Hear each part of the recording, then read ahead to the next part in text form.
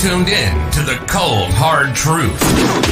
Cayman's #1 hard-hitting live podcast show, where we feature some straightforward conversations on political, social, and celebrity news and all things happening in the Cayman Islands and around the world. This show was created to give the people a voice and a means of being involved and informed without any filters. Sometimes it gets crazy, but we always keep it real. We bring you the tea, piping hot, so grab your favorite beverage and join the conversation via WhatsApp at 324-1612. Email tips@caymanmarlroad.com. Now, here's your host, Sandy Hill, broadcasting live from the beautiful Cayman Islands.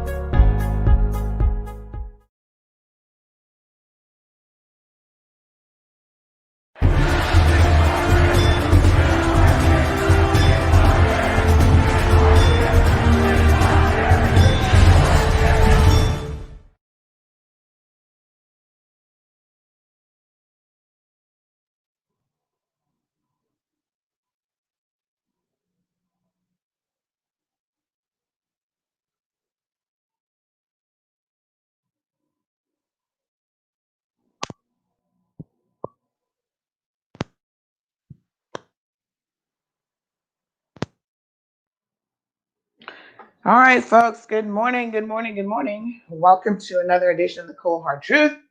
How is everyone? Hump Day Wednesday. Did that not come by quickly? I'm aware that you cannot see me. Do not worry. I'm just trying to plug the camera in. Good morning to everyone. It's strange that I can't see myself. So let me just check my battery situation here. I hope you guys are doing well. I am actually fantastic if I can get this camera going. Yeah, it's a little bit of a tech issue this morning. Supposed to be so simple, and yet it can be so challenging. Folks, thank you so much for tuning in. I was reading some additional comments this morning about the whole situation with the Cubans yesterday. And I must say again, I briefly addressed this last night, so I don't want to beat a dead horse, as they say.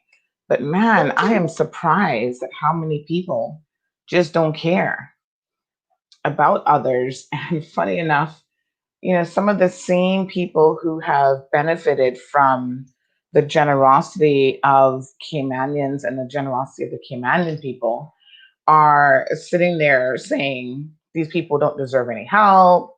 Let them figure it out. Caymanians should be the only ones getting help. I'm just like, what? Sometimes I think we forget some of the situations and circumstances that we have been in as people that actually required help. You know what I mean?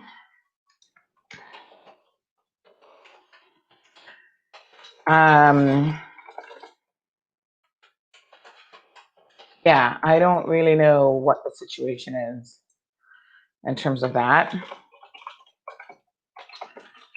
This morning, I hope that they got everything sorted out. We're trying to wait to see if we can get some updates. But listen, like I said yesterday, to me, this is very, very simple, in fact. If Cuban nationals are here and we have given them political asylum, that means that they have applied. And I do not think that political asylum is something that is very easy to get. It requires an application, and it requires you producing certain evidence that should you be returned to Cuba, you will be prosecuted for your political views or your political involvement. I've always been told by the authorities here that that's not necessarily something they give out very, very easily. And so a person really has to go about proving that that is their situation. So that being the case,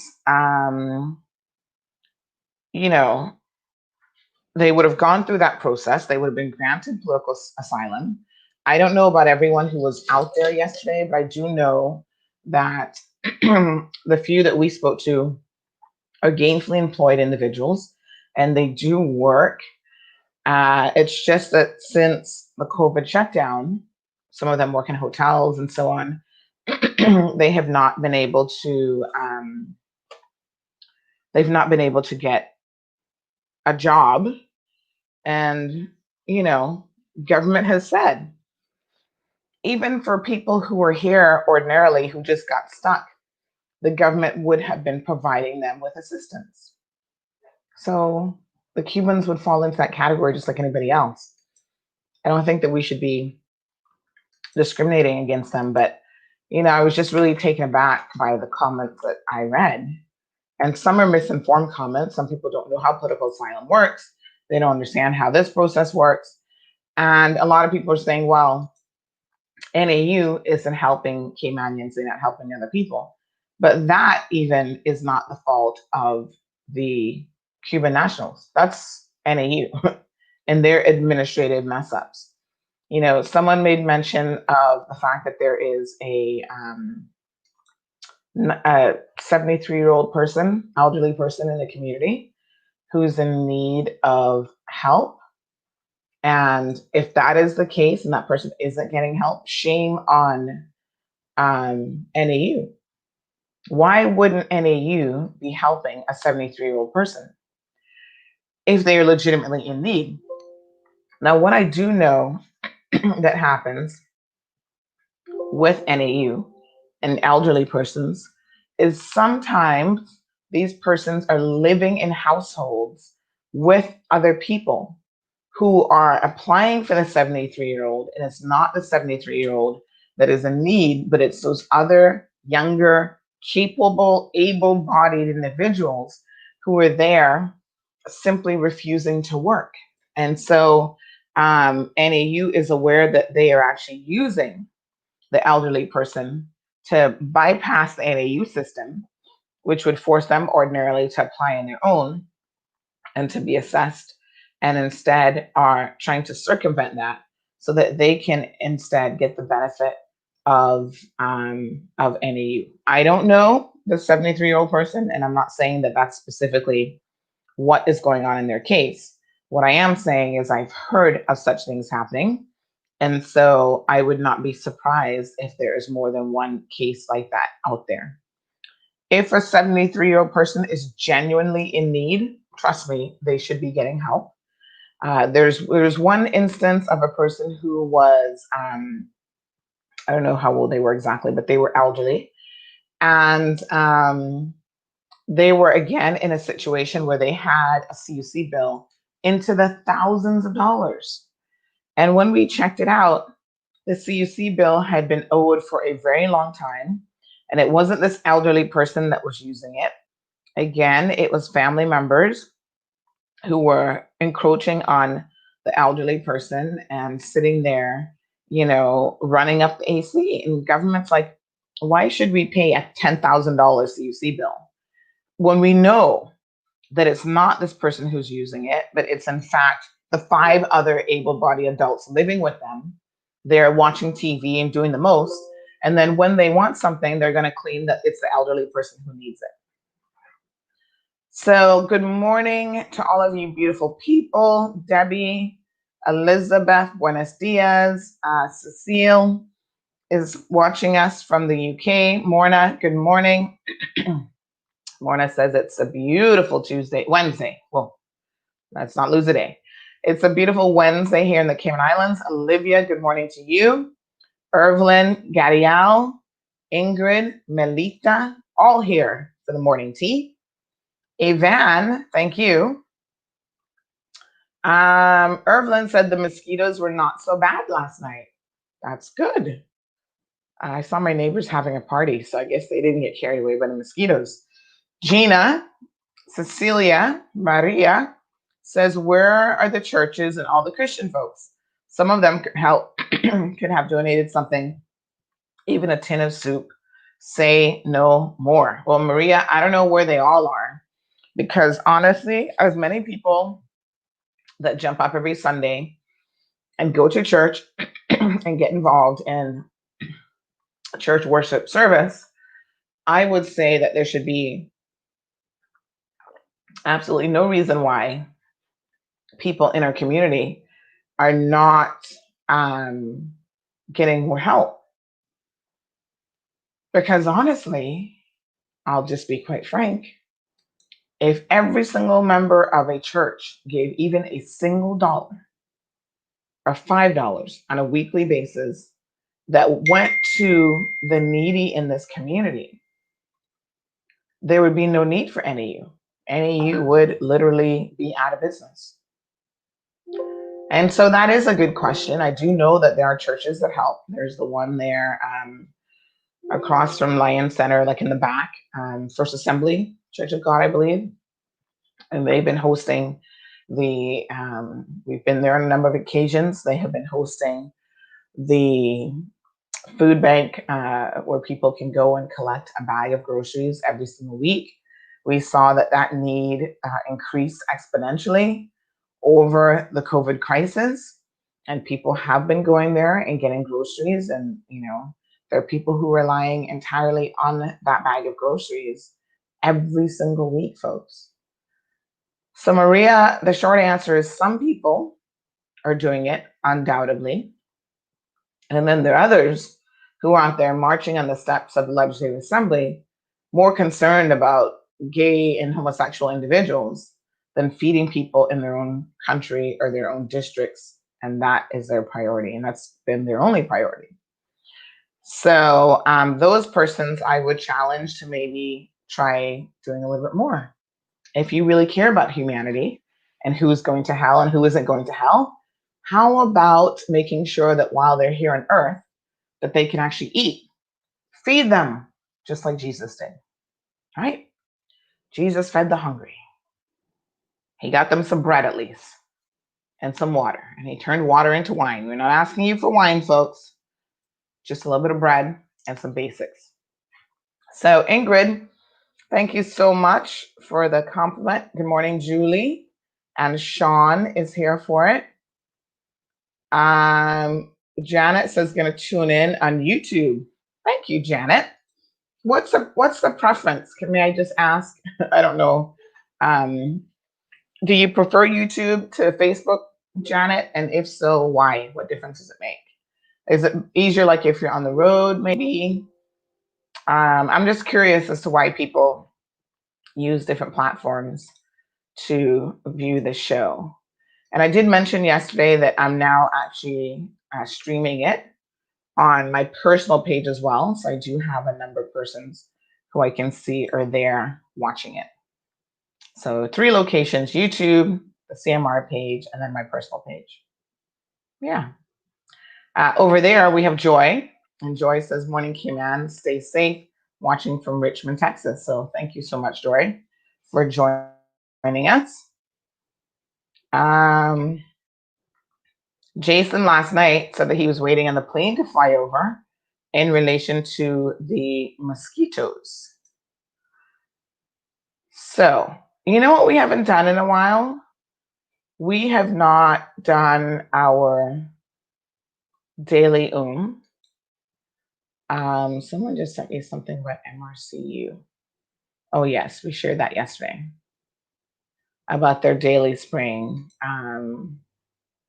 Yes, so it looks like now they're finally getting serious with at least spraying with the foggers and the plane. And so they are sending those out on a daily basis. So as we get them, we will share them on our page for everyone to see.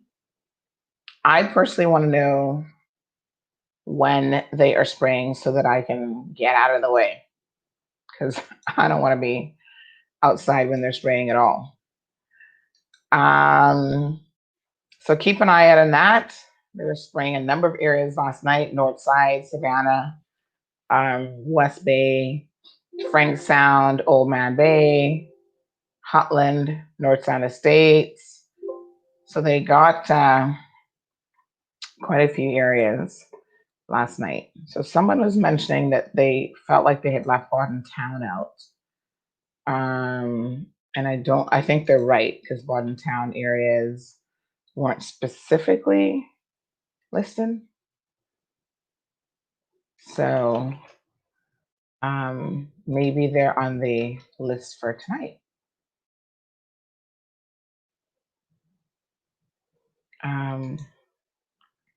They actually have a picture of a guy with mosquitoes on his face. Can I just show you guys this?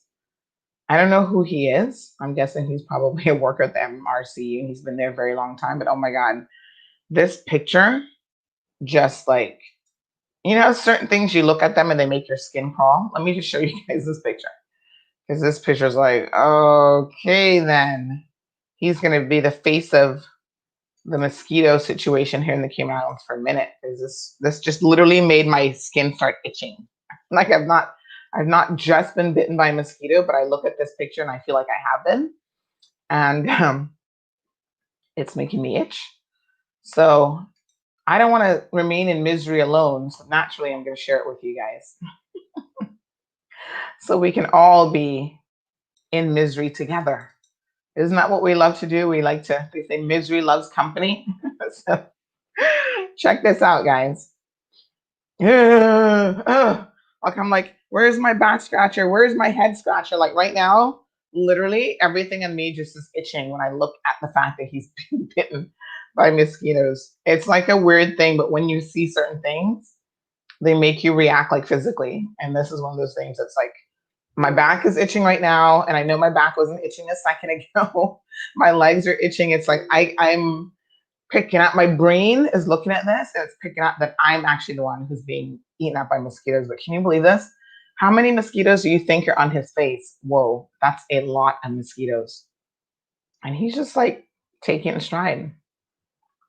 I would be dying. Are there any? I know they say that it's only the female mosquitoes that bite. So is it possible that all of these on his face are actually the male mosquitoes that are not biting him, but they're contributing to the population? Because otherwise, how could he possibly stand that? Oh my God. That's like, oh, yeah, they do attack you like that. So Janet says she likes to listen to YouTube, but use Facebook to see and post comments. Oh, okay. But you can post comments on Facebook, on YouTube as well, right? Morna says she's gonna stick to Facebook. So right now we've got about 3 people on YouTube watching, and then there's a couple on my personal page. Interestingly enough, yesterday I had more on my personal page than on YouTube. So it kind of fluctuates a bit. So you guys know we have to do a reading from our book. And by the way, big shout out to people in Honduras via BITV. Our friend there started that, and he's also simulcasting or streaming over on his platform. I got to go check out and see how many people there are watching it. So anyone who's in the Bay Islands, they now have a chance to watch us as well. And we thank them for tuning in. And he did send me the link in case you've got family in the Bay Islands. Let me just try to find his link again. Share with you guys.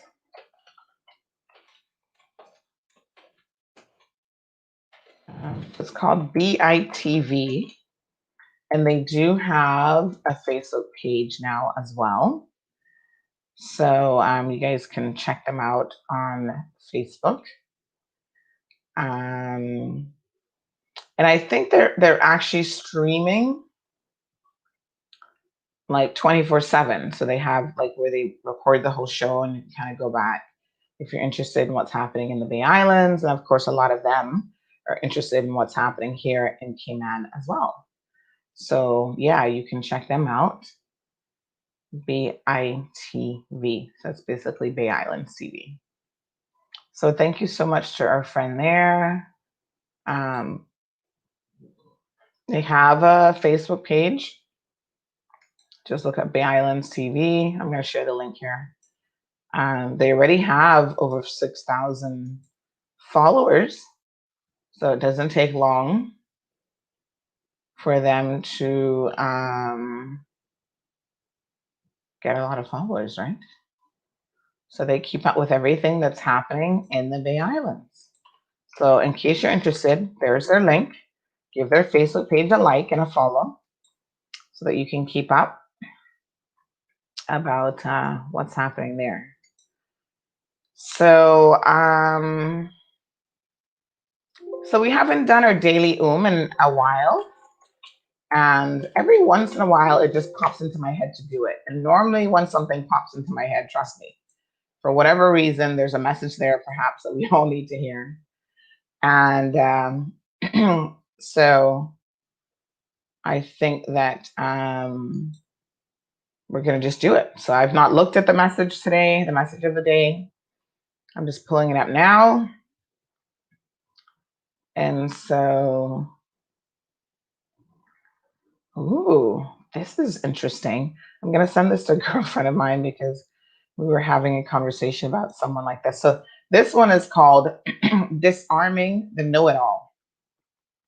So isn't this an interesting title? My friend is going to definitely find this very interesting in light of a conversation we had yesterday.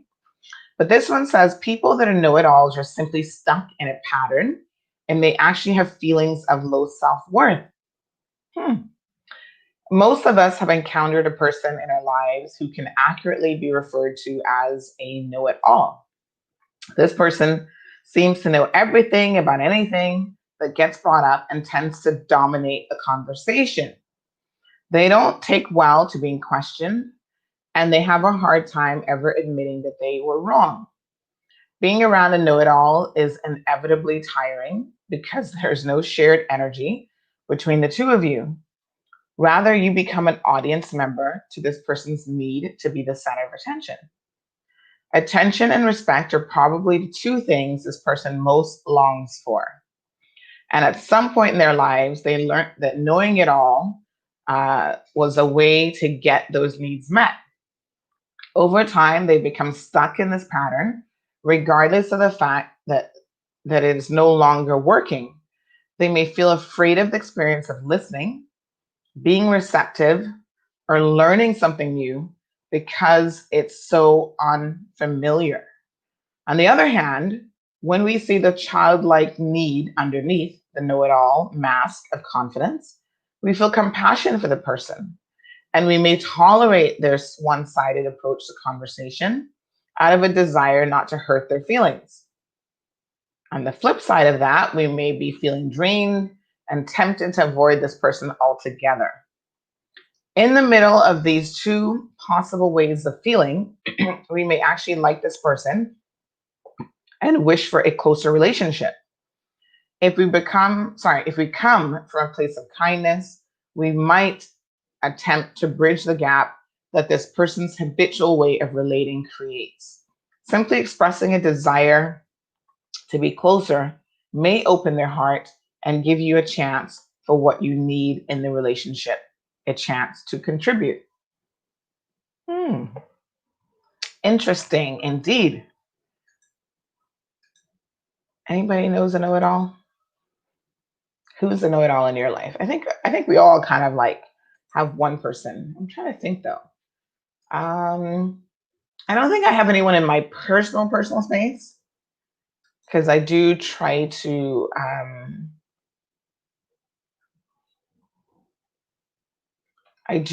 avoid certain people. So yeah, maybe not in my personal space, but it is interesting. It is very interesting, actually, to look at it from that perspective. So thank you so much for that.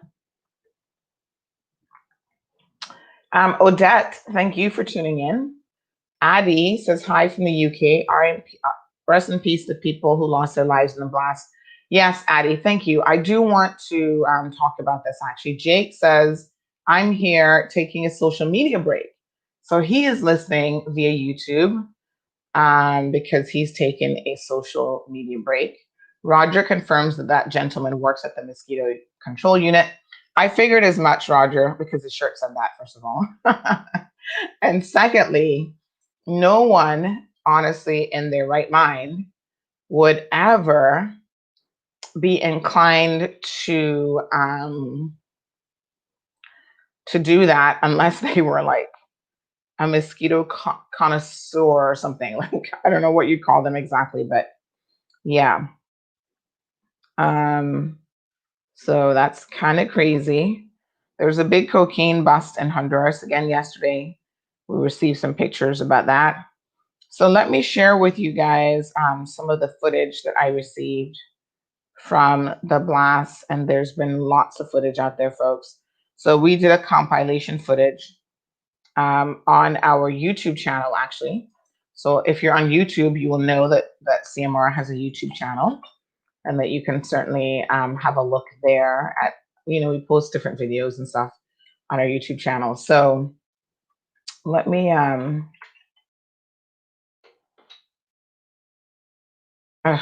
whenever I go to YouTube, I go through some of my, some of the YouTube channels that I subscribe to, and that's where I get like a lot of my celebrity news. So it just popped up that Khloe Kardashian and Tristan Thompson are back together. I'm like, ugh, she is so gullible. I mean, I don't know what's wrong with her.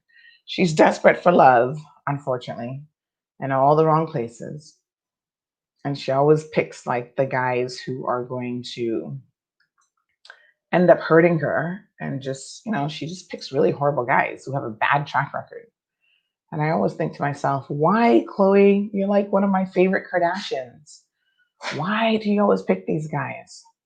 I think it's a low self-esteem issue. And then she's like the girl who will hang in there until the very end. Trust me, Chloe is like ride or die, but not in a good way.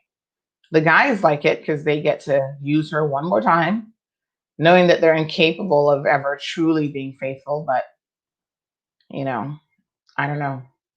How many times is Tristan going to cheat on Chloe before she's going to say enough is enough? Ingrid says, I have a friend that her mom is Caymanian, and she said her mom is 80 years old. She was receiving help from NAU, and then they stopped helping her. She's a cancer survivor, but still needs the help. They went back lots of times, and all they were saying to her is that she has to wait. Her daughter filled out the application over again 6 months ago, and she hasn't received no answers. She's really in need. You see, Ingrid, all of these types of stories break my heart, first of all. And secondly, this is an example of administrative failures. Like, I'm sure there's no one in their right mind who would be denying an 80-year-old Caymanian woman and cancer survivor at that the assistance that she requires. So this is a situation where only God knows where her paperwork is. Something has fallen through the cracks, and it's unfortunate, but it seems to be happening a lot with NAU. So many people submit. I mean, I had someone recently who, she's a landlord, and it's very, very difficult to find NAU landlords, people who are willing to rent to NAU clients. So you think that when they're found, NAU would be like, let's try to process this application. Let's pay the landlord. Let's keep the landlord happy so that they stay in the pool of available landlords, right? And this lady had had a heart attack, and she was in the hospital. And NAU had owed her 3 months of rent for the individual who was there. All of the paperwork had been submitted, and she was just waiting. So in the middle of having a heart attack, this person is messaging me saying, Sandy, can you contact someone at NAU? I can't afford to, I can barely talk right now. I'm going to be discharged in a couple days, and I want to know what's going on with my rent. And when I had my source, contact NAU to see what was going on, because they have the connections in there, basically it was like, oh, next Friday we'll be doing payouts kind of thing. And literally this person sent me their bank account balance, and there's like $2 in the bank account. So people do need their money, whether they are a landlord that has given up a part of their property in order to, see to it that people get food. People get a place to rent, or if they are an NAU client in the sense that they're the ones who are actually applying and they're in need. So this is what I say about the Cubans yesterday. I don't think that they were trying to cause any waves or protests or anything like that.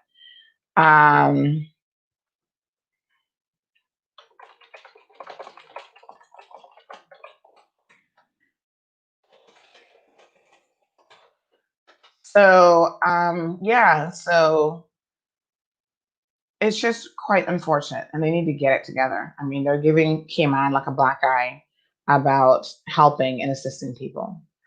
So Ingrid, I don't know if you have that person's information. If you can get their permission to share that with me, please send it so that I can have a look and see what's going on for them. So Louis says, top of the morning to you. I'm present, teacher. Hello, Louis. Speak the truth and cost it what it will. He who hides the wrong they do does the wrong thing still. Oh man, that's an old quote that I love. South Marjorie says, in relation to Chloe, I think she's desperate to have a life like her siblings and mom.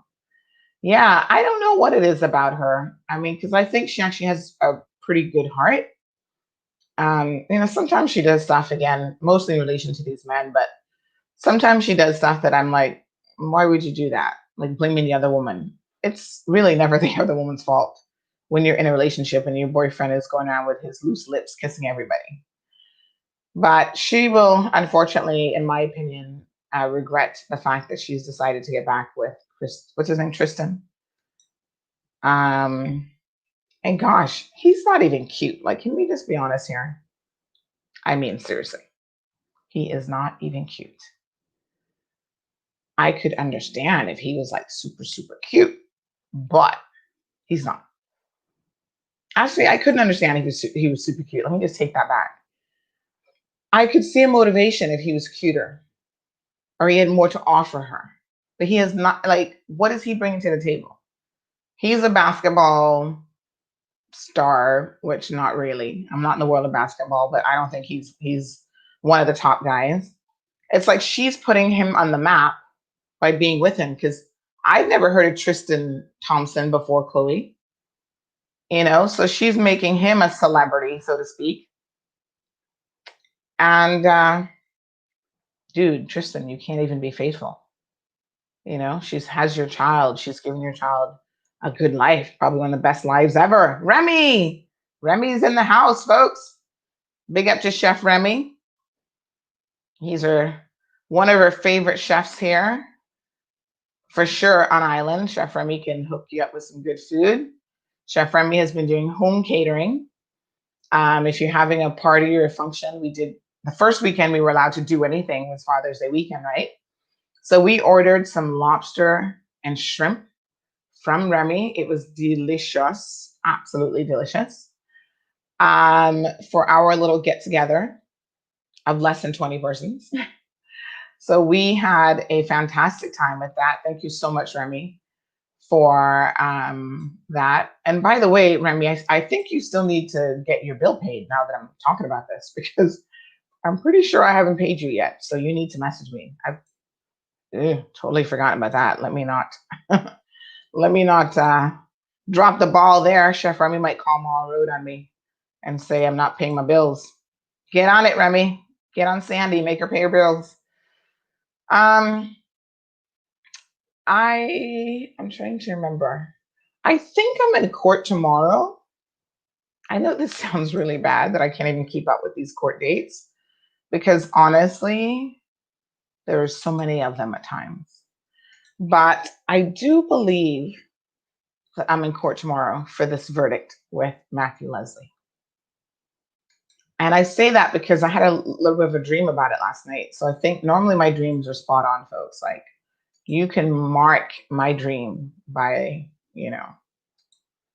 like if I'm dreaming about something, that means something's going on, kind of thing. So I think it's tomorrow. I'm going to check my calendar. Or maybe my lawyer will advise me this time. Last time I showed up and they're like, oh no, you're not supposed to be here. And I'm like, what? Well, nobody told me that. Pure slackness all over, folks. The court office, the lawyers, everyone is slack. So I'm going to check that out, because I do want you guys to know that that is the case.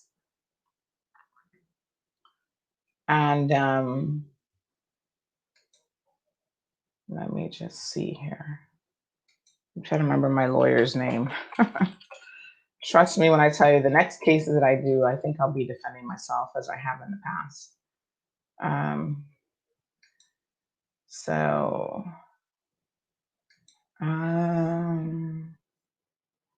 So we are, I'm trying to read this here. Judgment, August the 6th. Yes, you see? At 9:15 by Zoom. So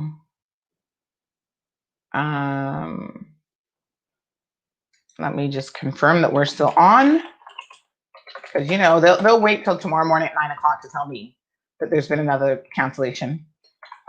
So let me just confirm that.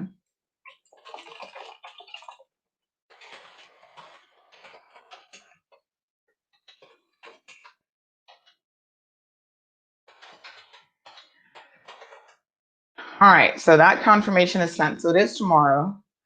And then next week on the 11th, which is Tuesday, I'm in court to answer to some other charges in relation to another podcast that we did. I think I told you guys they're coming at me hard in 2020.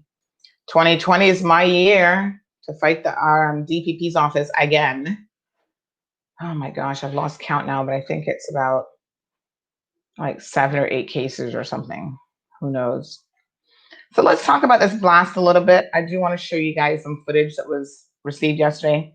The first one I saw, we were like looking at it going, is this footage for real? Like, what is this? It almost looked like something out of a movie. But then when you saw the person like kind of fall back or, kind of, I guess, duck down and you saw the camera go down with them, you thought, wow, it does look like it's real. And then after that, more and more video footage started coming out. And it's just like, oh my gosh, what has happened? So let me get the latest numbers because as of yesterday, so far, it was 50 persons confirmed dead and like 2,700 and change that were injured. So I'm sure the death toll has gone up. They were treating the hospitals there, were treating people in the parking lot, and they were so overwhelmed. And the saddest part about this is, unfortunately, the poor people in Beirut,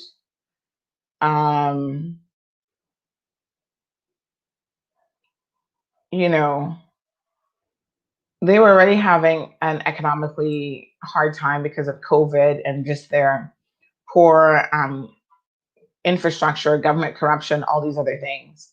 COVID just really was hitting them extremely hard. And literally there were people who, the numbers were like consumer prices were up threefold, fourfold. People were just in really a lot of pain in that country. So now we have some updated numbers. So we have at least 100 people died. Injured, it's got to be injuring more than 4,000. Hospitals are overwhelmed with too much damage, with some damage by the blast to operate. So they're blaming this explosion on, and it was destroyed properties for miles around it.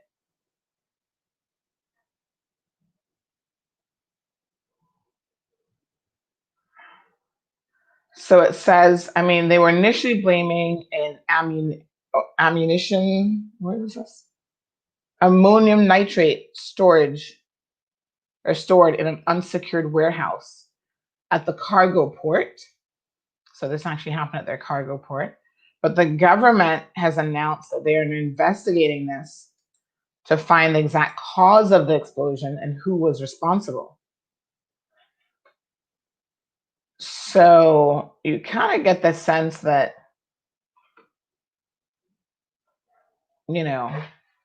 maybe someone deliberately did this, is what they're now trying to say. But the prime minister said that it's unacceptable that such a volume of the explosive chemical had been present for 6 years at a warehouse without any preventative measures. And they don't know what ignited this, but this chemical is commonly used as a fertilizer, but it is also a component in mining explosives when combined with fuel and detonated by an explosive charge. So what had happened is there was some kind of fire that started at this facility, and the firemen were actually there on the scene trying to put it out when it just went boom. Like literally, I'll show you the video here in a second, but it looks like a bomb was dropped. Like it had that kind of whoof, when you see like videos and stuff of pictures of Hiroshima when they dropped the bomb on Japan, that kind of like smoke-filled cloud. An Instagram page has been set up called Locate Victims Beirut, where residents and people are posting pictures of family members and friends. It already has over 63,000 followers, and that was set up yesterday morning. I think a government official was one that was killed, a politician. One person said that I was in the car when we felt the huge blast. The airbags opened up. I ran away. It's apocalyptic. There's no other word to describe it. We're walking in glass, entire area. He's talking about some of the oldest residential corridors now just being completely destroyed. One person said, everyone I saw was bleeding from their heads, their arms, everywhere. People shouting in despair. I'm still in shock.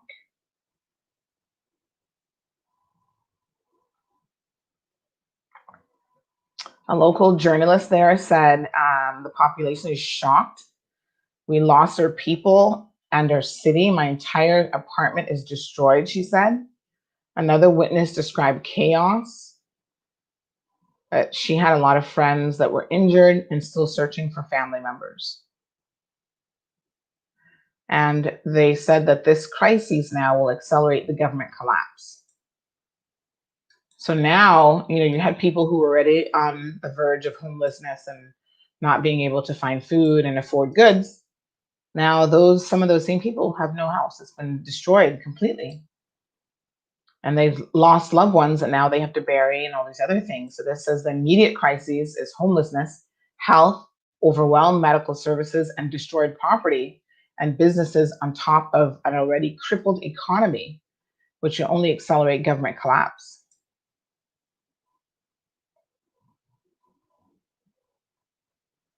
So one person said the government's credibility is declining and large elements of the public no longer believe the government is able to manage. In our view, this accelerates movements towards collapse of the current government. The economic crises will only deepen as the port is the main trade valve and base for many stored goods awaiting clearance. So imagine that as well. Wow. So I hope that, like anywhere else, when a tragedy of this magnitude happens, that Caymanian people will do their part. You can only imagine the devastation these people must be facing at this particular time. So, I know that's halfway around the world, but surely we can put a little container of something together to be able to help these people. I'll reach out to the Red Cross this morning to see if they will be organizing any sort of an official drive, because I know they offer a lot of relief efforts for crises around the world. They try to coordinate it. It's better if it's coordinated than one person just jumping up and trying to send a container by themselves overseas. So God is make believe on YouTube. That's our YouTube name. Says, I once left a can of Coca-Cola in my car in the winter and it exploded. Do you think that's what happened? Well, I don't know what happened. It just seems like something happened. So Ingrid, do me a favor. Don't leave that woman's information on Facebook. Her name and date of birth could be used by some scammers.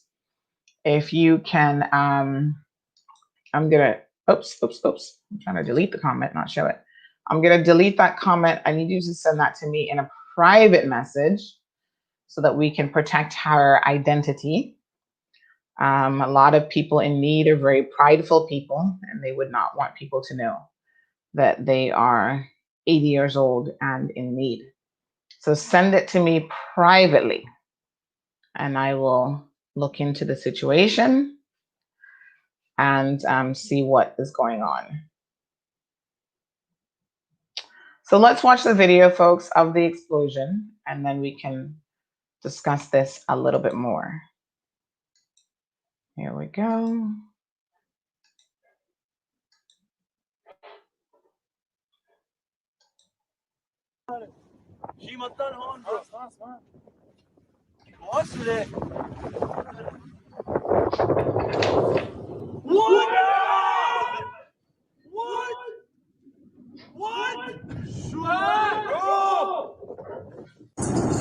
So there's been a huge explosion late morning in Lebanon, the headquarters there in Beirut. And unfortunately, at least 500 persons have been injured. We don't have a fix as yet on the number of persons dead, but there are some political leaders that we know for sure have died as a result of this. There's also no indication of what the cause of this explosion may have been. So this is very much a developing story. We've received lots of video footage from different angles of the explosion, and it looks absolutely horrific. So, we may not have a large Lebanese community here in the Cayman Islands, but we do certainly want them to know that we are thinking about them. And just from one country to the next, folks, this is horrible. This looks like the sort of thing that could have very well occurred anywhere in the world. It might have been an industrial accident or industrial incident.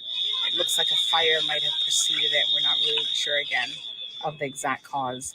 But this is total devastation that these people are now having to deal with in this particular area of Lebanon here today.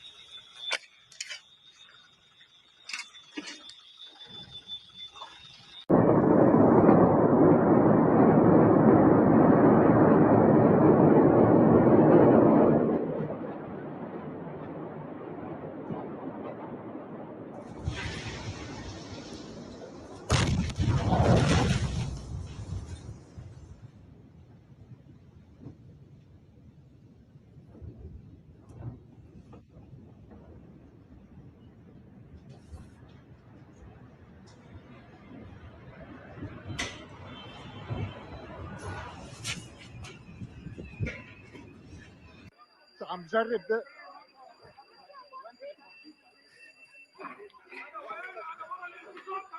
يا حبيبي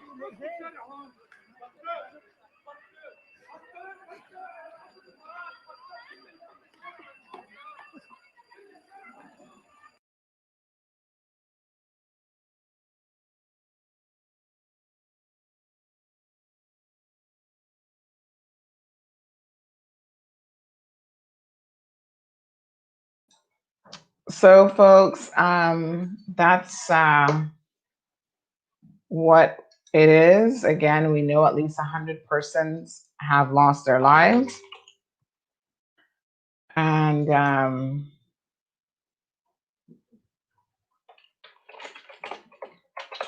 someone is saying that someone said only 10 people have lost their lives. Clearly, they did not see the same explosion that we did, because there were 10 firemen at the scene alone that have gone missing. So, people will say anything, but I think that the death toll will be in the hundreds by the time they try to locate people, because there are a lot of people that are missing who would not yet be declared dead.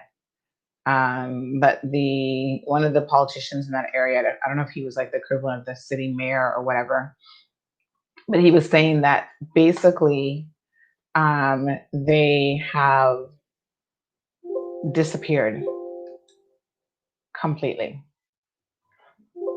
Like the firemen just poof, were gone. And of course, the natural thinking now is that those persons the firemen are definitely dead. I mean, they were right there trying to fight this fire. So sad. But regardless, of how many the eventual death toll, we know it's a devastating situation to be in. I mean, I cannot imagine something like that even happening. And so this will be no doubt a tragic situation, compounding an even tragic set of circumstances in terms of their financials and their, just what they've been going through as clients. So please, folks, do what you can. Assist in any way that you can. because it's times like this that we really need to come together as a world, regardless of religious beliefs, political beliefs, whatever. I think people need to step up the relief efforts immediately and try to help the poor people in Beirut. But I mean, you saw there were obviously people out in the water in their boats who were filming before the explosion, because remember, like I said, this was an actual fire. And, you know, it just went from being a fire that they were fighting to just completely exploding. Now, apparently, President Trump has been weighing in on it. He claims that the explosion looks like a bomb of some kind. That's in quotes exactly what he said. I don't think that the authorities are necessarily saying that. They're saying that obviously they're trying to get to the bottom of this. So we do know that it was ammonium nitrate stored there. And so, there's certain things that are very explosive. And I'm thinking anything that has the word ammonium and nitrate in it sounds like that would blow up in a heartbeat. That's just me. I paid attention just a little bit in science class. And they're saying that this is the likely cause of that explosion yesterday. And they do believe that it is. Here's what this article says. That it's behind one of the largest accidental explosions and terrorist bombings in history. So I guess terrorists will use it as well. So the Beirut explosion has marked similarities with the Texas city disaster of 1947, the deadliest industrial accident in U.S. history. Who knew about this Texas disaster? Did anybody knew about this? Not me. So let's read a little bit about this, because again, those of us who don't know history are doomed to repeat it. So this is a 2013 article, so I'm going back a little bit from Live Science, talking about what causes fertilizer to explode. So this is a fertilizer. It says a fire anywhere is cause for concern, but a fire at a fertilizer plant is a potential catastrophe. That's because ammonium nitrate, a chemical commonly used in agricultural fertilizers, is a highly explosive compound as seen by the massive fireball at a fertilizer plant in the town of West Texas. It says Wednesday, April the 17th. So was this another explosion back then? Nitrogen, phosphorus, and potassium are essential plant nutrients, and fertilizers are graded by the amounts of these elements and the fertilizers that the fertilizer contains. So ammonium nitrate, or NH4-N03 or NO3, is frequently added to improve a fertilizer's nitrogen content. It's relatively stable under most conditions and is inexpensive to manufacture, making the chemical a popular alternative to other more expensive nitrogen sources. But ammonium nitrate has a potentially lethal downside. If it comes in contact with an open flame or any other ignition source, it explodes violently. The explosive force occurs when solid ammonium nitrate decomposes very rapidly into two gases, nitrous oxide and water vapor. The deadliest industrial accident in US history occurred in the port of Texas City in 1947. So again, at a port. A carelessly tossed cigarette started a fire aboard a ship carrying 2,300 tons. That's like 2 million kilograms of ammonium nitrate packed in paper stacks. When the chemical exploded, it caused a blast powerful enough to knock people to the ground in Galveston, Texas, 10 miles away. And it is listed as one of the 10 greatest explosions ever. Oh my God, folks, this is no joke. Whatever this chemical is, this is serious. So it was on board a ship in the port.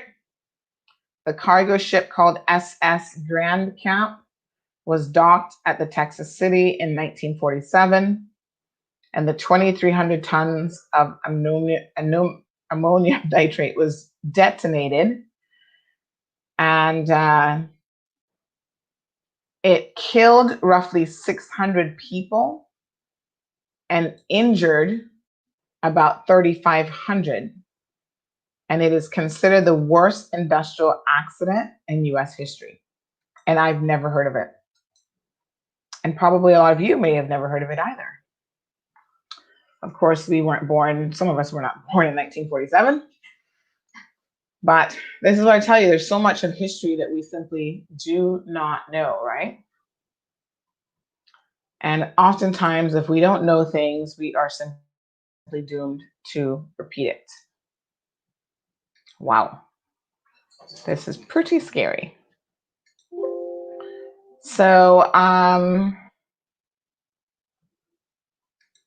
like I said, so far, estimated 100 people dead, but I suspect that that will go up significantly in the coming days as they get a better idea of exactly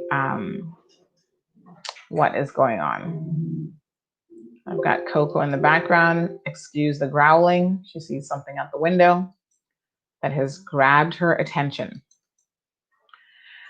Okay, so let's have a look at this photo from 1947, because again, history is very important.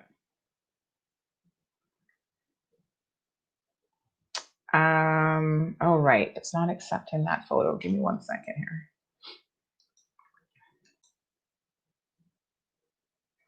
So you can imagine being 10 miles away and being knocked down by this explosion.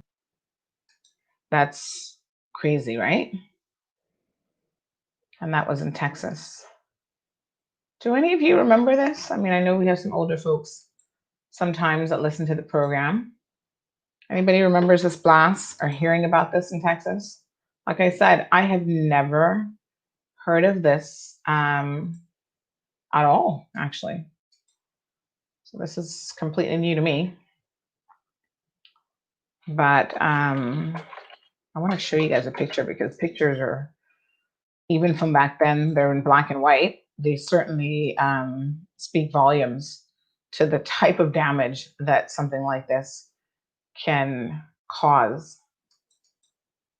And it's unfortunate. It is probably just as simple as how this one got started.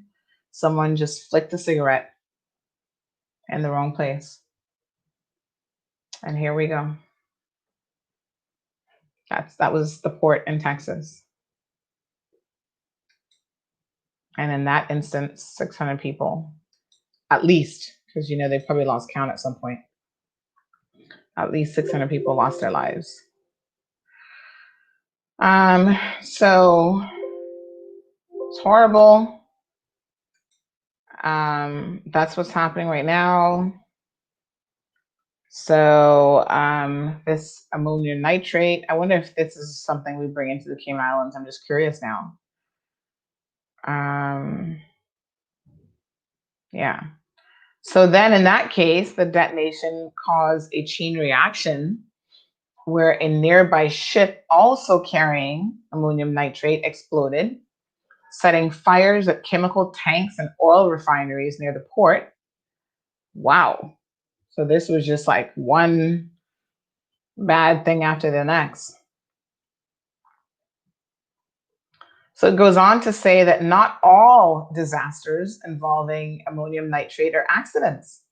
The fertilizer is packed into a rented truck and used by terrorist Timothy McVeigh, I remember him, and Terry Nichols to kill 168 people in the 1995 bombing of the Alfred P. Murray Federal Building in Oklahoma City. And I remember that.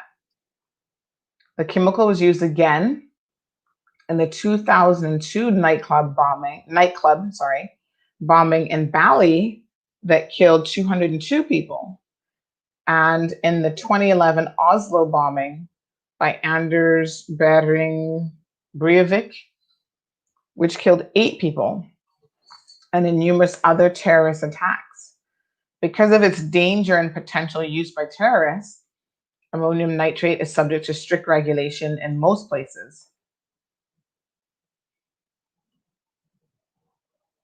And the Department of Homeland Security in the US established rules limiting the sale of the compound, which is also used as an explosive in the construction and mining industry. You know, that's interesting because the first time I saw like the very first video of yesterday's incident, I thought to myself, is this a detonation gone wrong? Because you know how sometimes when they take down an entire building, you've seen it, like footage of it, movies, whatever. They actually do it. It is a controlled situation, obviously, but they do it in such a way that it kind of looks like what happened yesterday a little bit. But this one went out, whereas normally when they're taking down a building, they take down the building, it comes like straight down, but it's that same kind of like woof with the cloud. So when I first saw the first video, I looked at it and I thought, is this like they were trying to take that building down and then something went wrong, a detonation that went wrong? So, Sue, I think it's too early for them to say, but they're obviously going to be, checking into that. Maybe someone lit the fire on purpose, but didn't think that this would happen, which if they knew what was there.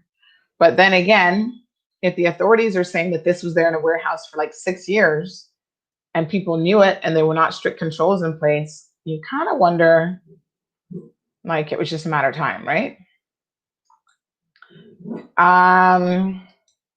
Very sad. So we'll keep an eye on that situation to see what's going on.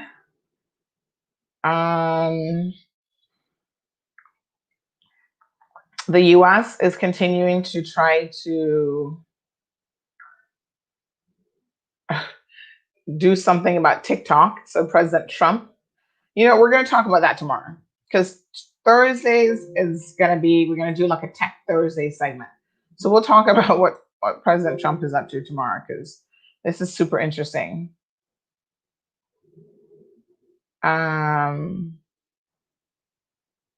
Yeah.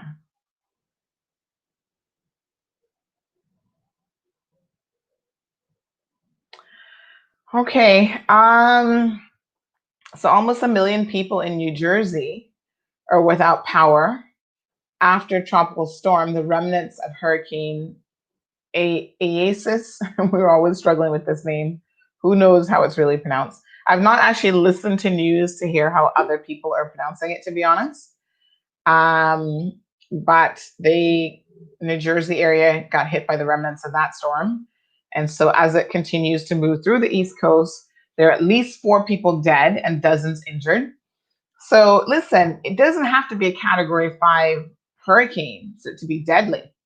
I mean, people die in like floodings from regular heavy rain. So this has already caused people their lives. There's some footage here of like power lines that are down and, tree poles and stuff all over the place. So they're going to be working hard to try to get the state of New Jersey back up. It has spurred fierce winds, heavy rains, and even tornadoes in some parts of the state. So it was quite a severe storm as it made landfall for them. And they're trying to get these 1 million people, homes and businesses, back up with power.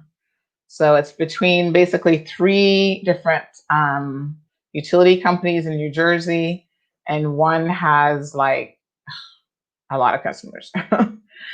So, yeah, wow. I'm looking at some of the pictures here, and there's a tornado that ripped through the upper township area of New Jersey, and it does not look good. And the building's like standing up like this, basically part of the building, I think. Cars have been destroyed. There's a picture here of a car that's under a bunch of tree limbs, showing some of the damage that has been sustained.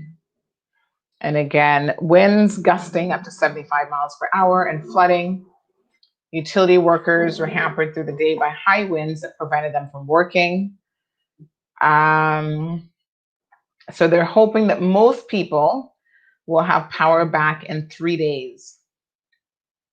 Though some areas could take longer. Imagine, that sounds like a Hurricane Ivan type of a situation, but I think we were out of power for like a month with Hurricane Ivan.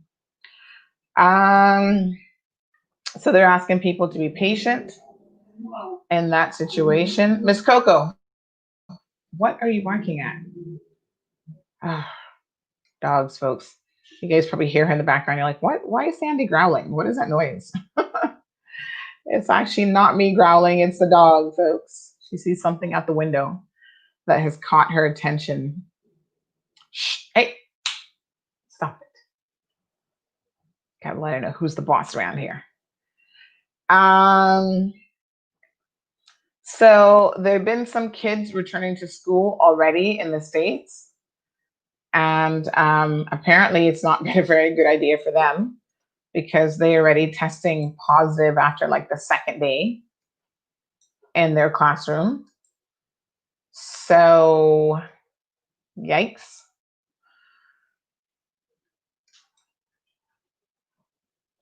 I'm just trying to see if there's anything else in terms of like the coronavirus. There's been a lot going on with it lately. I feel like we've been taking a little bit of a coronavirus break. President Trump claims that it's under control now in the US. I don't believe that. The numbers simply don't support his position. He says it's under control as much as you can control it. His own experts disagree. This guy. He does not even listen to his own experts, right? So definitely it's not under control. Their death toll has surpassed 152,000 persons. And it continues to be a real situation for them. So let me just see what the latest is here.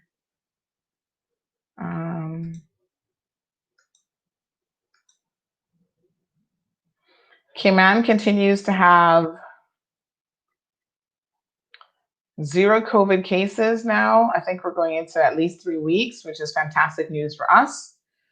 And this is less than 1 month away from doing a phased reopening of our borders. So the US is averaging more than 1,000 coronavirus-related deaths for the 9th day in a row. This was August the 4th, which was yesterday. At the same time,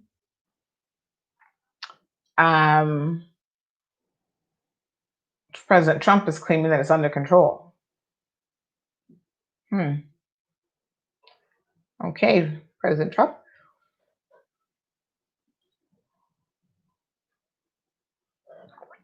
Anyway, daily new deaths had surged to near 3,000 in April before dropping through May and June. But again, because of the increase last month, June and July, and with a lot of states reopening for the summer, the infection spiked. Concentrated first in the South and West and now in the Midwest. And they are predicting higher deaths as well.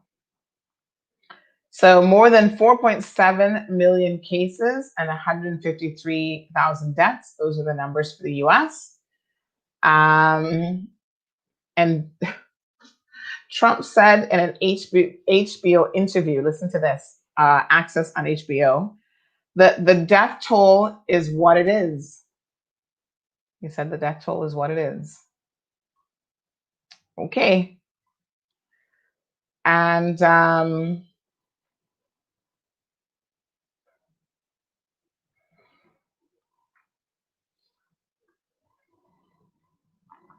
there have been issues with getting people aid that they need, even in the US.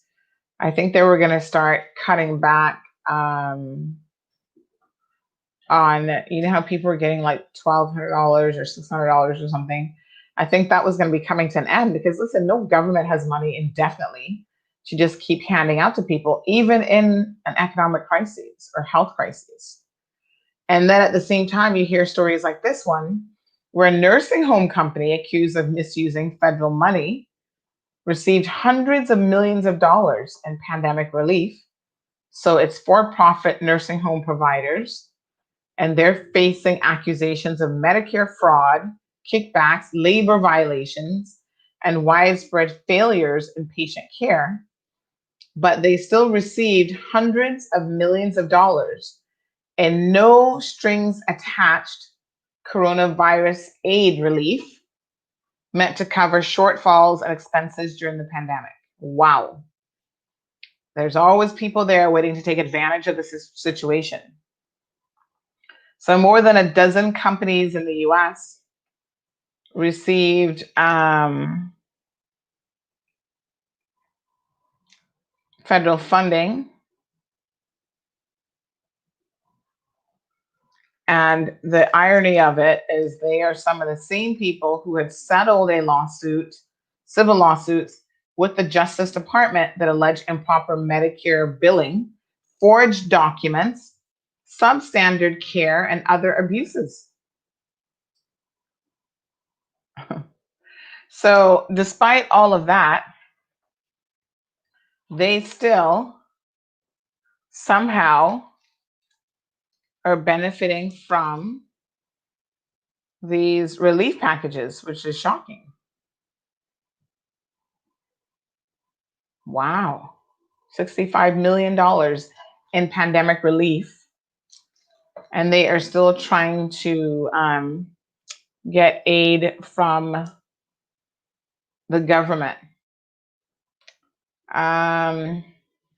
You would think that if you had been involved in government fraud before, that you would not be in the top of their list to receive any sort of aid from them. Like, to me, that is just like, that's like you breaking the immigration law here in the Cayman Islands and still being the first to get your work permit approved.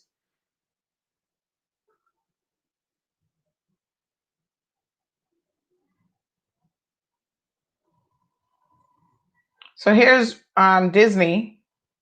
They're so ridiculous. Their CFO, remember they reopened recently? So now they're claiming, according to Disney executives, that their reopening has been disappointing, they mean financially, because fewer people have traveled to the reopened Disney World than they had hoped. A reflection that while the theme park and Florida officials wanted to return to business quickly, average Americans were less than enthusiastic. And there's a picture here of some of them walking with their masks and stuff. I know. Coco. I think people are just absolutely ridiculous to think that this would have been a good idea at all. The reopening was controversial because it came when the coronavirus cases were increasing in Florida. California officials had ordered Disneyland to remain closed there because of a surge in cases. But of course, Disney theme park was thinking all about the money, and their revenue plunged 85% during the most recent quarter, from $6.58 billion. Oh my gosh, Disney makes this kind of money? Whoa. To $983 million, with most of the company's parks closed around the world. Oh, this is their worldwide revenue. Yes. Okay. Wow. That's a lot of money. 6.58 billion is the park's revenue for the quarter, the most recent quarter. Wow. All right, folks, that's crazy, super, super crazy. Let's take a quick Commercial break. I'm going to see what's going on with Miss Coco because she's barking, which means that there could be someone outside. We'll have a look and see. And then we are going to come back and we're going to talk about some graves in the Cayman Islands that it is being alleged that they are being disrespected and someone's digging up graves and just planning on building on them, which is kind of weird. So let's check that out and see what we can find out about that. Delivering these days can be frustrating. You can either wait forever or pay insane prices to get it faster. Even then, you still have no idea when it'll reach its destination. That's where Miracle Brokers comes in. We are flexible, reliable, and most importantly, fast. Whether you need household relocation, delivery services, full custom brokerage, overseas consolidation, commercial moving, packing materials, overseas consolidation, or inter-island moving, we offer exceptional logistics services all around the world that suits your individual needs. Just choose when, where, and what your delivery will be. You can even get it delivered same day. What's more, we'll choose the best courier for you based on your delivery requirements. This means less waiting and less hassle for you. Because we don't just say we care, this and much more make us a great option for you. Discover our shipping solutions and more at miraclebrokers.com today.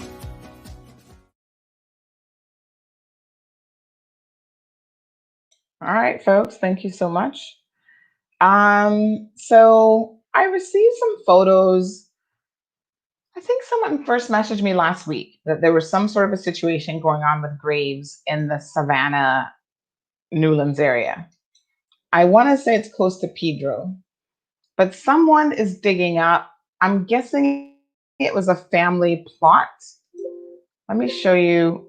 This is one photo that I received. And here's what I know. And I'm trying to, again, get some additional information on what is really going on here. But, you know, it's against the law to go around digging up even family plots like that. It's disrespectful to the deceased. And ultimately, you have to just really be mindful of what it is that you're doing with dead people.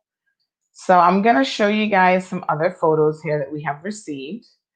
And we've essentially been informed that the construction crew is there.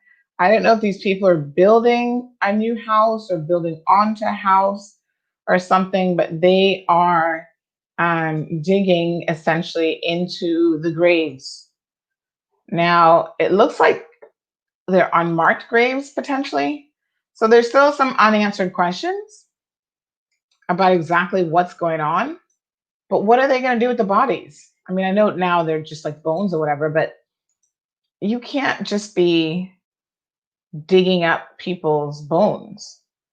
I think I know where this is. This is actually, I believe, off of the main road in the Spots area. So these were some of the photos that were shared of what has already been done. And we're definitely trying to get more information because you have to, if you are building or doing construction in an area that was a grave site, you actually have to get permission to do that. And not only do you have to get permission to do that, but there's a way for you to actually remove the grave properly. Like you can't just be like, oh, I'm just going to dig up these bodies and check the bones in the yard next door for the local dogs to go and have a feast. So someone has shared a number of photos with us and we're trying to get some information on this. So if you know anything about this situation, by all means, give us a call and let us know what's up us. So let me just show you a few more pictures. When you see kind of where this is, I do believe this is in Spots next to an apartment complex. Let me see if I can pull up a picture that shows you one of the photos, a little bit better view of where this is.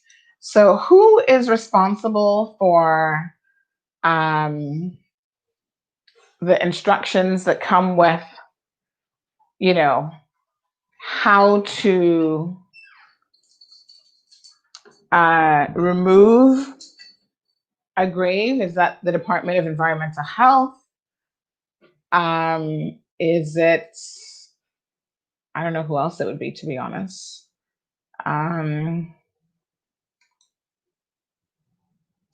Do we know whose responsibility this is? But a few people have contacted us and they've said, listen, you cannot do this. This is disrespectful to the dead, which I agree. It's certainly disrespectful to their memory. And it said people are buried there. And this is what I've received from numerous people. And they have said, it's across from Spots Newlands when coming from Savannah, and would be on the seaside before the condos. And these graves are hundreds of years old. And someone said that they believe that they're family members to the Conleys, but they will try to confirm who would have been buried there.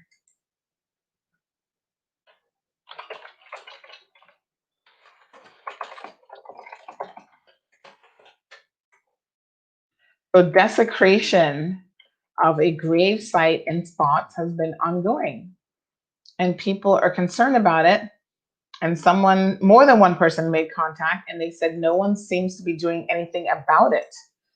So this is extremely concerning, folks. We will try to find out more information. So we do have a contact number for someone that we're hopeful can provide some information on exactly who is buried there and what's going on, because we just don't have a whole lot of information right now. But CMR, we're going to dig it up. We're going to figure out exactly what's going on. Charlene, thank you so much for tuning in. We appreciate you viewing us this morning. So if anyone has any information on those grave sites, please do reach out to us and let us know exactly what's happening. So let me just see what else is going on here this morning. So here's a good bit of news for those of you who are interested in plants. The Botanic Park is hosting a masterclass workshop. So if you want to learn more about, let me tell you what the specific topic of this one is. If you want to learn more about Horticulture Society, this guy has 25 years of knowledge and experience with the Royal Horticulture Society. And he's now been working with the Botanic Park for the past 2 years as their horticulture manager. And he does bi-monthly workshops inside of the Rotary Schoolhouse. And that will be Sunday, August the 16th from 2 to 4. And it's every other Sunday, but you've got to pre-register. There's a fee of $25, and it goes towards the completion of the children's garden. So they will be using it for that purpose. So they're going to show you tips and tricks on growing plants, from cutting and division. And the workshops are limited to 12 persons. So if you are interested in those, by all means, please contact the Botanic Park. So yes, that's a good workshop if you've got a green thumb. If you care to have a green thumb, or you want to just learn more about planting and that sort of thing, these opportunities are available for us to expand our knowledge base and to learn. So the Department of Environment, speaking of DEH, they're going to be taking up a neighborhood cleanup. So, normally we do stuff like after Christmas, which is very helpful for people to get stuff out. So they're doing one post lockdown. So piles of trash, debris, old household chemicals, paint, furniture, and so on are being left in empty lots. and really making us look bad, to be honest. So this type of illegal dumping causes rat infestation issues, insect infestation issues that can then end up spreading diseases to us as human beings. So the Department of Environmental Health has been very busy trying to beautify the island's different communities by cleaning up these areas. So the North Sound Gardens community, so that they were very appreciative of dumpsters, and the cleanup initiatives went well.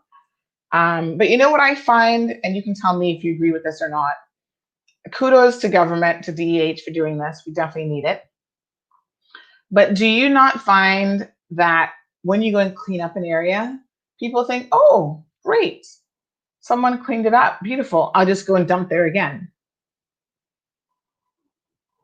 So dumping, folks, is illegal, and it comes with a fine of up to $500 or 6 months imprisonment for littering. I don't think, first of all, they need to increase that to about $5,000 and a year imprisonment for littering. But has anyone ever been fined for littering? I mean, you see people doing it all the time. So whilst I agree that there should be more public dumpsters available for people to put their stuff into, because I personally have never been to the dump.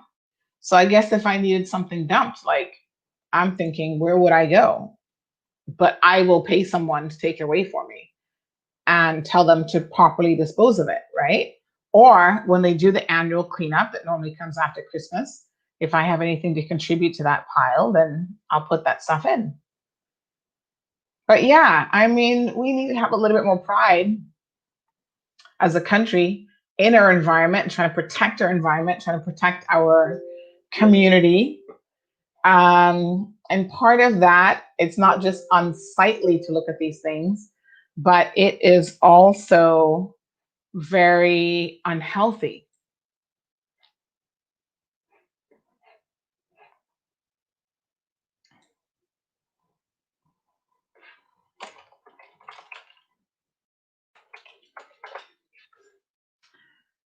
Right.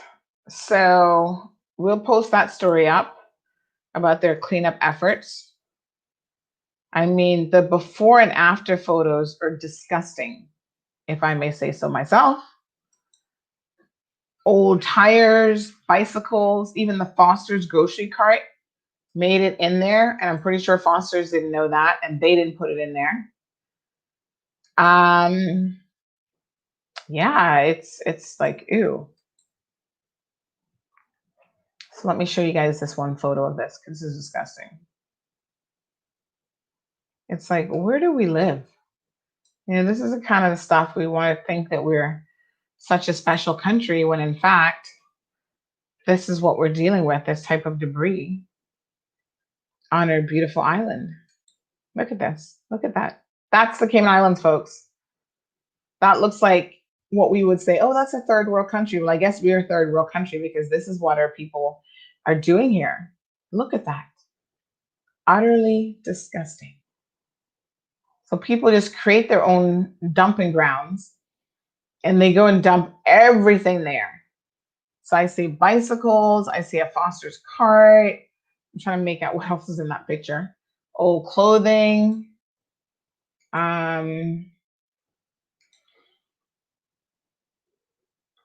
All sorts of disgusting stuff there. A lot of it I can't even make out, but I see like a bicycle, probably a few tires thrown in there for good measure. Not nice. Come on, folks, get it together. We have a beautiful island here, and it will only remain beautiful for as long as we decide to keep it that way.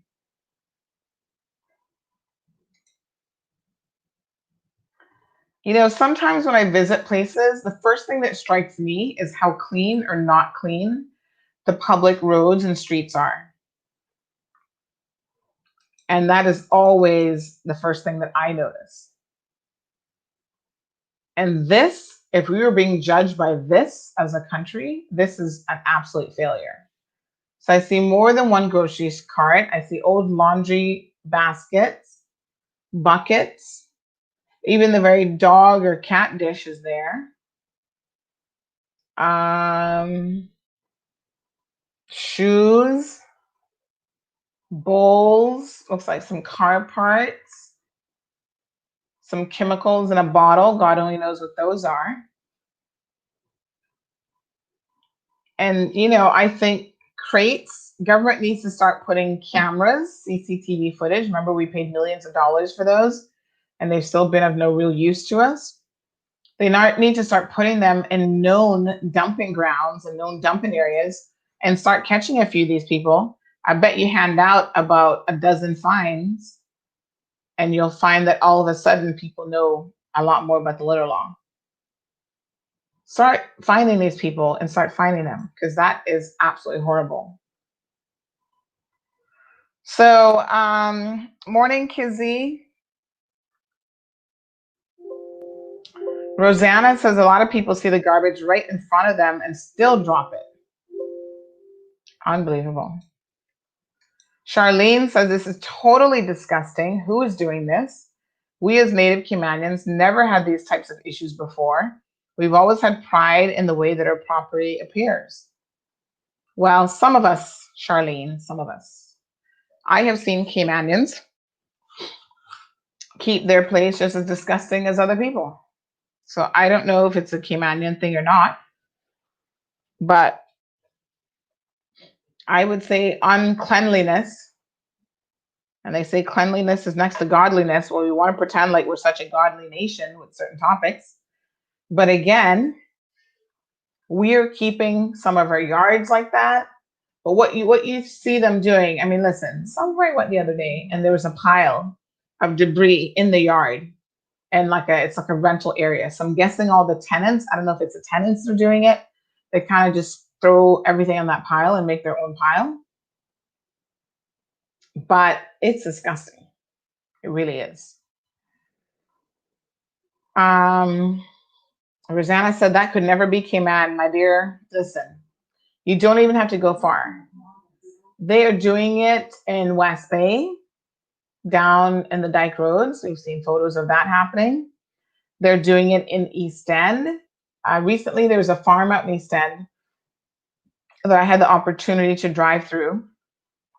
And this is what I saw. There were like hot spots of this happening all the time. And it was like people just, old mattresses, old cars, even, everything. Yep. That's exactly what they do, folks. Disgusting. They just don't care, is the bottom line. And yep, making our little island look like that hot mess.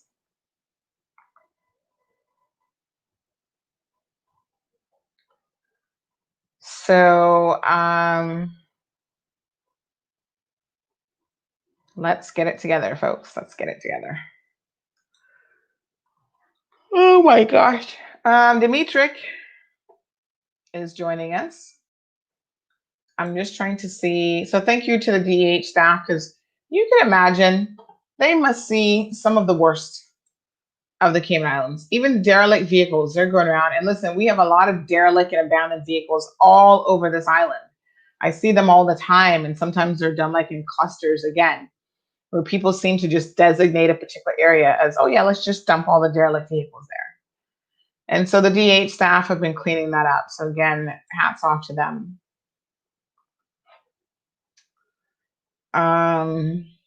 So again, yesterday, if you missed it, the Bahamas has announced a 2-week lockdown amid new COVID-19 outbreaks. This, of course, is concerning for us because we are about to reopen our borders here in about 3 weeks. It's a phased reopening, and to be sure, everyone pretty much has done some sort of a phased reopening. Jamaica, record increase in COVID-19 hospitalizations. Again, What them old people say, you can't hear, you can feel. These are countries that reopened July the 1st, and now they're reaping the benefits of that.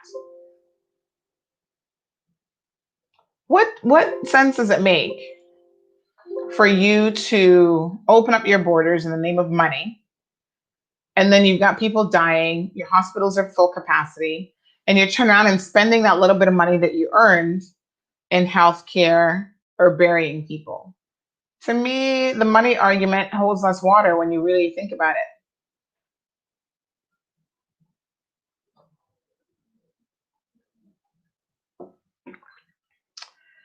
Anyway, folks, I think we can end a few minutes early today because that is honestly all that I've got for you in terms of what's happening around the world.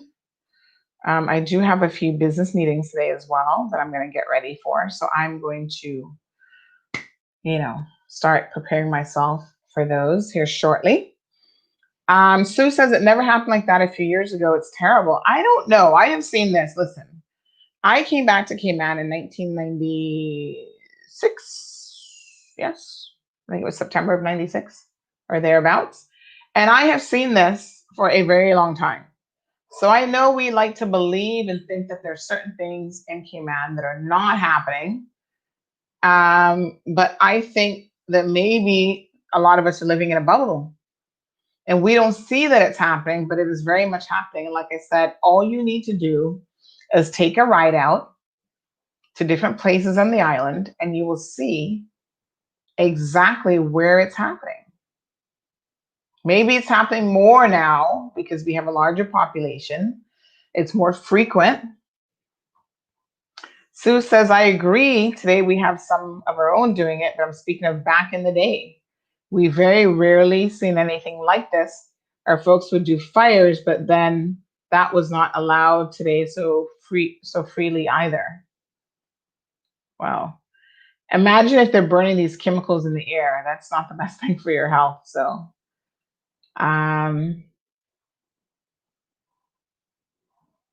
Charlene says, personally, I think it's done by negative influence and just lack of positive interests. Well, that's entirely possible.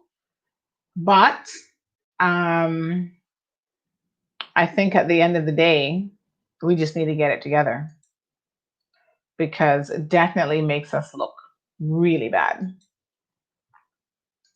And it's horrible for the environment, which in my opinion is like the most important thing. Those oils that you see there in the cans and bottles and whatever, all of that stuff is literally seeping into the ground, getting into our groundwater potentially and other areas of concern. So folks, stop the littering. Call DEH if you have something and you don't know how to dispose of it, properly. Call DEH and they will no doubt assist you with disposal. They would rather do that than have to go around cleaning up these whole piles of heap all the time. And there are businesses out there, I am sure, that are in the business of, coming and collecting your junk. I think there is a business called Junk, and I think that's part of what they do. I would like to see more recycling bins in communities and more dumpsters placed at kind of public dumpsters, even in residential areas. But you guys saw the interview that we did with Alric on Sunday. If you didn't see it, I'm going to post the link here again. And when we went there, the first thing that Alric did was start to pick up the garbage that was just thrown all over the park. So people go there, they sit down on the little bench, they have a drink, and literally the garbage bin is right there, so feet away. And they still don't put it in there. They just drop it right where they're drinking or eating. It's disgusting. They just don't care. Lack of interest, don't care attitude, total nastiness, whatever you want to call it. It's unsightly. And I actually saw Alric picking up those, discarded bottles and whatever else that was there. So, yeah. There goes my Coco. All right, folks. I'm going to, that is probably my cue. Oh, she's Coco. Hey, come here. Come here. Coco recently got a haircut. So Sue says, yes, dumping old wood causes termites and other surrounding homes. And she's speaking about the Savannah area. All right, folks. Thank you guys so much for tuning in. Hump Day, Wednesday, means we're halfway through the week already. Tomorrow is Thursday. We've got a few things coming up in the queue for you. We did reach out. Let me not forget, by the way, I wanted to read an excerpt from Lee's book. So hold on a second here now. I want to read this. Miss Coco, are you going to be quiet so I can read? Miss Coco, come here. Come here. Come. She's trying to be a guard dog, folks. She's a little thing, but she thinks she's a guard dog.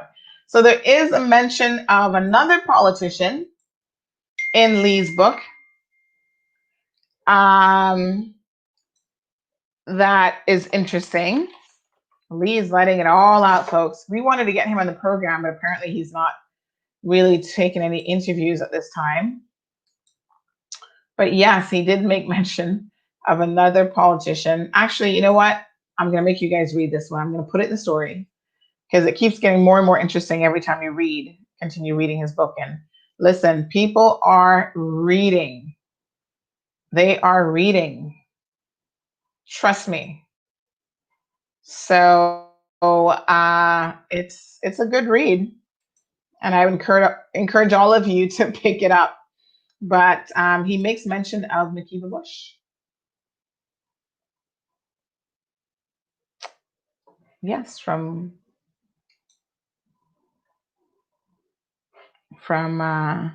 West Bay, long-serving politician. So everybody wanted a piece of Lee Rich back in the day when the money was flowing. So stay tuned for more of those details. And yeah, super interesting. Anyway, folks, let's leave it there. Have a beautiful Wednesday. Go out there. Work hard, get something accomplished, pick up a good book, read it, and, learn something new is what I would say. Because there's a lot of shocking and new information in the world that makes life super interesting. So thank you again, good people, for making this Cayman's #1 talk show, podcast show. Some of you are always tuned in, and we appreciate the love, and we will see you again tomorrow. Now we're going to try to find out what's going on with that grave site, so we might do a live stream a little bit later on in the afternoon. But in the meantime, stay tuned. Keep it locked here to CMR's Facebook page. We've got a YouTube channel. We've got an Instagram page or channel as well. We're even on LinkedIn these days. So there's no reason why you shouldn't be able to get your news as and when it's happening. So do have yourselves a beautiful day. Thank you for tuning in to another edition of The Cold Hard Truth. Make sure to check Facebook for showtimes and more information and the latest news at CaymanMarlRoad.com. Subscribe to our IG and Facebook pages to get the latest happenings.